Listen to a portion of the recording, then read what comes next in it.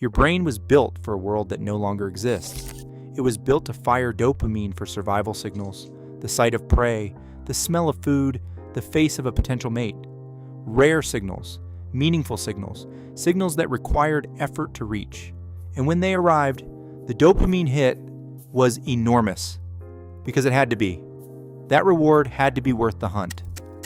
Now your brain fires that same system 400 times a day, for a notification, for a like, for a video that starts before you decide to watch it.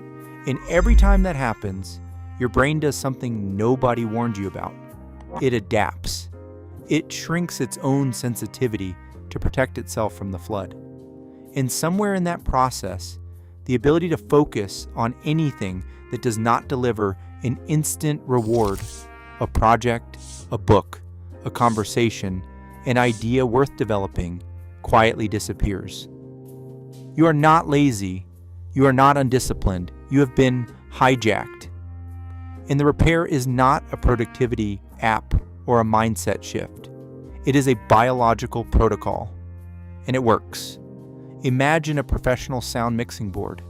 Hundreds of sliders, each controlling a different frequency. A trained engineer calibrates every channel precisely. Now imagine someone walks into the studio and pushes every single slider to maximum simultaneously and holds them there for 4 hours. The speaker does not get louder. The speaker blows. And when you bring everything back down, what comes through sounds flat, muffled, dead, because the baseline has been recalibrated to maximum stimulation. This is not just a metaphor. This is your dopamine system on a smartphone. Today, we are looking strictly at the neuroscience, what dopamine actually does, how modern stimulation has chemically altered your brain's ability to focus, and what Stanford, the NIH, and clinical exercise research reveals about repairing it. Stay until the end for the OVERCLOCK protocol, the exact 3-step neurological repair sequence that rebuilds your dopamine circuitry and restores your baseline focus capacity. The hijack. The average person checks their phone 96 times per day, once every 10 minutes of waking life. Each check is a dopamine trigger. Each notification is a variable reward, the exact mechanism that makes slot machines impossible to stop. The tech industry did not stumble onto this by accident. Former design ethicists from Google, Apple, and Meta have publicly confirmed that variable reward architecture was deliberately engineered to exploit dopamine circuitry. When dopamine fires at artificially high frequency, the brain downregulates its own receptor sensitivity, specifically shrinking D2 dopamine receptors in the prefrontal cortex. The prefrontal cortex is the region responsible for sustained attention, impulse control, and long-term goal pursuit. Dr. Anna Lemke at Stanford confirms the result: a dopamine deficit state characterized by depression, anxiety, insomnia, irritability, and craving, the 4 clinical markers of substance withdrawal. This occurs in people who simply use smartphones heavily. Right now, if you cannot read 3 paragraphs without checking your phone, that is not a personality trait. That is a measurable neurological change, and it happened without your consent. But while everyone talks about what the hijack does to your focus, almost nobody talks about what it does to how you feel. The flatline. How do you know if your dopamine circuitry is already in deficit? It is all about baseline. If sitting quietly, without a screen, without music, without stimulation, for 10 minutes creates genuine discomfort, that is the deficit speaking. Researchers call this motivational anhedonia, energy for low-effort scrolling and zero drive for meaningful effort. Sleep degrades.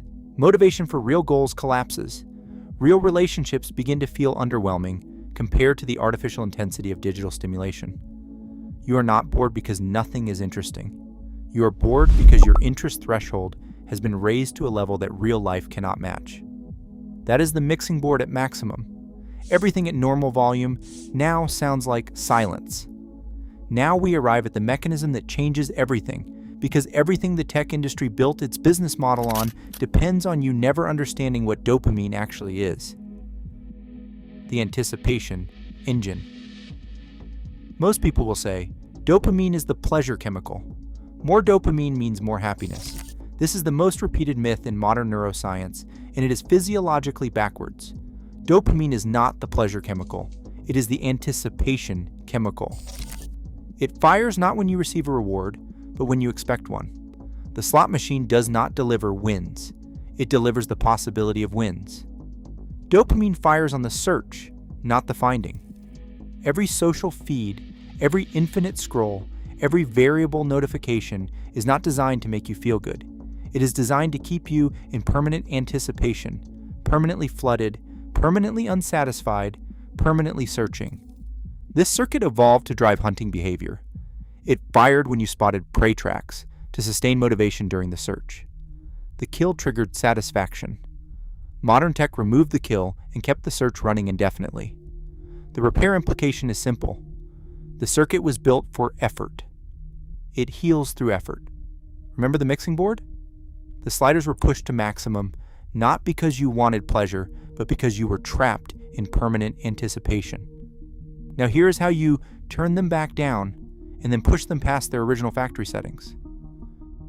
The receptor rebuild, repair mechanism 1, and it is the most evidence-backed intervention available to any human being without a prescription.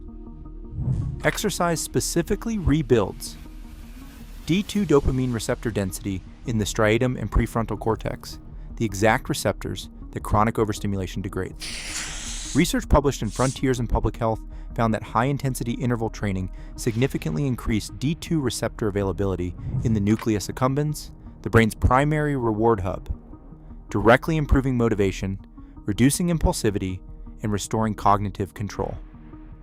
A separate study in methamphetamine-addicted patients whose dopamine receptor systems had been clinically devastated found significant measurable receptor recovery after 8 weeks of exercise training.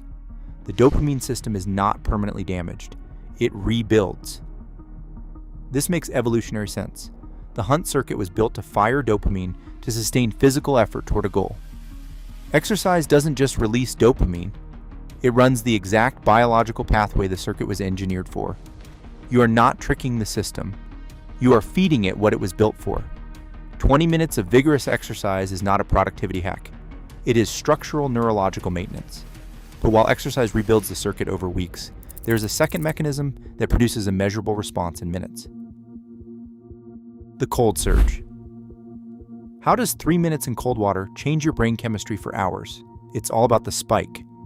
Brief cold water immersion produces a 250% increase in dopamine, not a spike that crashes, but a sustained elevation that persists for 2 to 3 hours. Unlike caffeine, unlike scrolling, cold-induced dopamine does not trigger receptor downregulation. It does not create tolerance. It does not demand escalation. The mechanism is simple. Cold triggers a massive release of norepinephrine and epinephrine, followed by a prolonged dopamine elevation that enhances goal-directed attention and drive. Research highlighted by Stanford neuroscientist Dr. Andrew Huberman confirms the 2.5-fold increase in its persistence for hours after exposure. 250% for 3 minutes of discomfort, sustained for hours. Cold water is the biological hard reset on the mixing board. It doesn't push sliders artificially. It forces the entire system to recalibrate from a survival baseline. Everything resets. Then the dopamine elevation builds, clean, calibrated, and sensitive.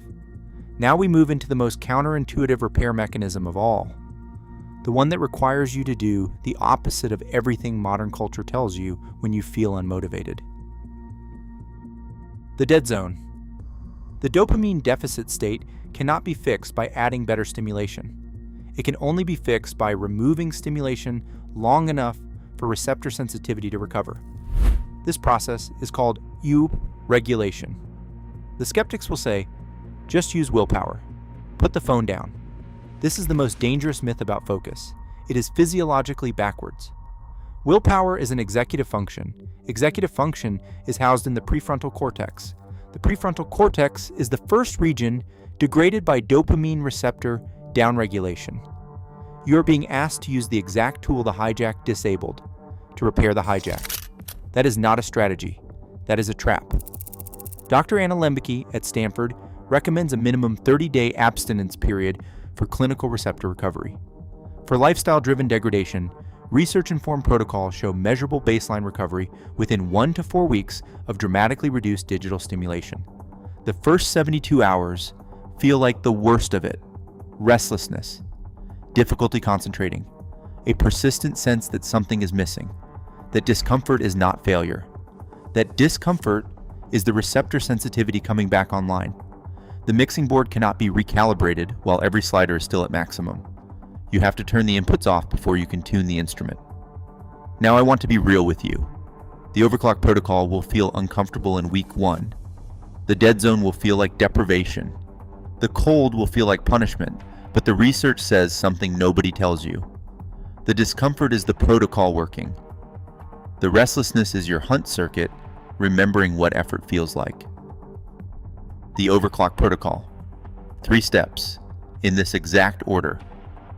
Step 1, the dead zone window. Every day, a 90-minute block with 0 high stimulation digital input, no social media, no streaming, no notifications. This is not free time. It is scheduled neurological maintenance. Once per week, 1 full offline day. This is the threshold the research identifies for measurable receptor sensitivity recovery. Step 2, the effort trigger. 20 minutes of high-intensity interval training, 4 days per week, timed immediately before your most important work block. The acute dopamine and norepinephrine release from a single session creates 2 to 3 hours of elevated focus. You are not exercising to burn calories. You are preloading the mixing board for peak performance. Exercise first, then move immediately into your deepest work. Step 3, the cold reset. 2 to 3 minutes of cold water, first thing in the morning, before any digital input. Cold establishes a high sensitivity dopamine baseline before the first low quality spike can drag it back down. Cold first, effort second, dead zone third, in that order. Every morning, the sequence is the protocol. The technology industry built the most sophisticated dopamine delivery system in human history, then told you that your inability to focus was a personal failure, a discipline problem, a generation-wide disorder requiring medication, not accountability. It is not a discipline problem. It is a circuitry problem. The circuitry was damaged deliberately, profitably, and with full knowledge of the mechanism, but the neuroscience agrees with Stanford, with NIH, and with 3 decades of dopamine research. The circuit is not broken. It is suppressed. Receptor sensitivity is not permanent. D2 receptors rebuild. The prefrontal cortex recovers. The hunt circuit remembers what it was built for. You were not designed to scroll. You were designed to search, pursue, build, and solve, and to feel the full neurochemical reward of meaningful effort. The mixing board can be recalibrated. Cold, effort, dead zone, starting tomorrow morning. The question is whether you are ready to turn the sliders back down. Quick note, the overclock protocol is for healthy adults addressing lifestyle-driven focus degradation. If you are experiencing clinical depression, ADHD, or symptoms of dopamine-related neurological disorders, this is not a medical treatment. Speak to your doctor. Now comment below. Are you a full flatline who hasn't focused in months, a partial signal who can focus only under deadline pressure, or a functioning addict who knows the phone is the problem but can't put it down? Tell me which one. Your answer decides what we cover next. Like the video, subscribe. We are just getting started.